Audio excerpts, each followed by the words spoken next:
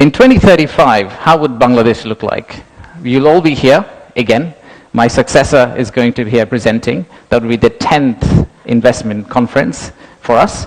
And in that conference, we will not be talking about a rising economy, but we'll be talking about a regional manufacturing powerhouse, a country that's connecting east to the west, a bridge that connects Himalayas to Bay of Bengal, a manufacturing hub that is infested by global investors and local investors who are now exporting to the rest of the world. That vision, that imagination is what's driving us today. But it all started actually about 8 months ago. So today, the expectations are very high. The young population of our country, they're global. Unlike us, they're used to tweeting, they're used to looking at TikTok and looking at Singapore and Bangkok, so they don't want Dhaka to be Dhaka 2.0. They actually want Dhaka to become Singapore and Bangkok in 5-10 years' time. So how do we get there? That's the expectation we have. How do we get to Singapore and Bangkok within 5-10 years? How do we unlock the energy that we got during the August Revolution? How do we harness that energy and convert it into employment generation and industrialization? The story for Bangladesh was always there. A lot of you already know about it. We have 180 million domestic market. We have a young population. Almost half of it is less than 25 years old. The middle and affluent class is about 35 million people, which is as big as the Malaysian total population. We have many, many other factors that has led to where we are today. And actually, I must say that there are companies who have been here for more than 100 years and have made exceptional returns compared to the global markets. So if you look at some of these companies who have actually operated in Bangladesh for a long, long time, the returns they have got in Bangladesh is actually significantly higher than the global average. So that's today. That's today. So what's tomorrow? How do we go from here to the vision we have for 2035? So this $180 million story, or 180 million people story, is not enough.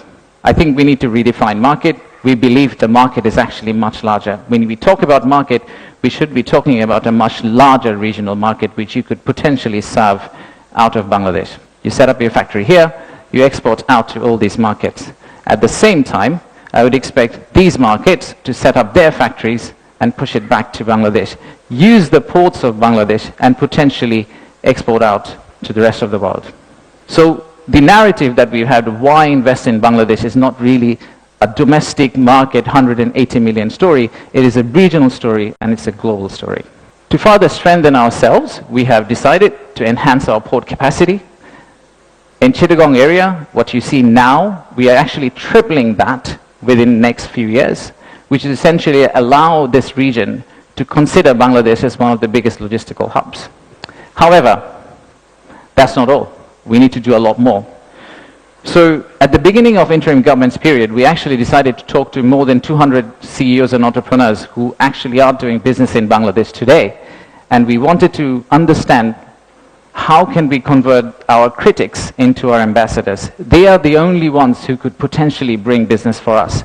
They are the only ones who, if they travel abroad and say Bangladesh is a great place for business, that's when we are likely to get more investment. So we divided all their complaints into two groups, or the solutions that came out of their complaints. The list of challenges are very long. It's from the earth to the moon and back. But we whittled it down to a few action items, some of which are short-term wins, so some of that you see here, some of which are actually long-term policy reforms that we would like to also undertake and set the direction of travel for the country in the right course so that the incoming government, the next government, the political parties who come and start driving this economy, they can follow the same script for us. I'll give you a few examples. Let's start with, we talked about a true one-stop service. There are two elements of one-stop service. The first one is the human element, and then there is a digital element. In the human element piece, what we have decided to do is we are going to co-locate the primary agencies, the high touchpoint agencies for our investors in one location. So that instead of the investors walking around different ministries, and we have a lot of them in Bangladesh, they all come to one office and they end up meeting everyone. We've also decided, like banks, and I am from banking, I guess that helped, that we are going to set up a relationship management team under BETA.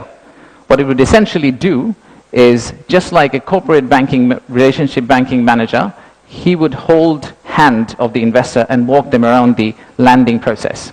Let's take another example.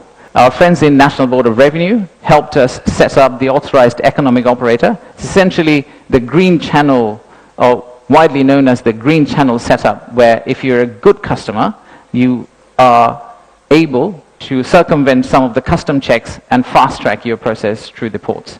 That has been picked up as one of the biggest challenges that we have, the time it takes to go from your factory all the way to your customer. And finally, let me show you one more example of policy change. So as you all know, there are many government agencies. We also know there's private sector. The dialogue between private sector and government agencies has not necessarily always been the most collegial. So how do we break that apart? The first thing we need to do is to club the government agency into one. We need to show one face. We need to be one outfit for our customers, our investors. And then create a bridge between our private sector and the government of Bangladesh. So what we are planning to do is to set up a private sector advisory council that will actually counsel the head of state directly on a regular basis, essentially voicing the changes that they would want to drive the economy forward. So these are some of the examples of what we are planning to do. And if we are able to do that, we do believe that we will get to the end, the vision we have for 2035. Now, of course, there are many, many other factual reasons, statistics.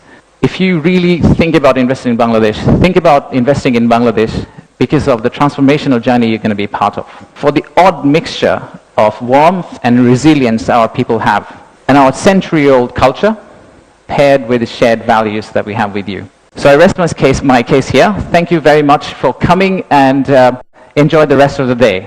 Thank you all.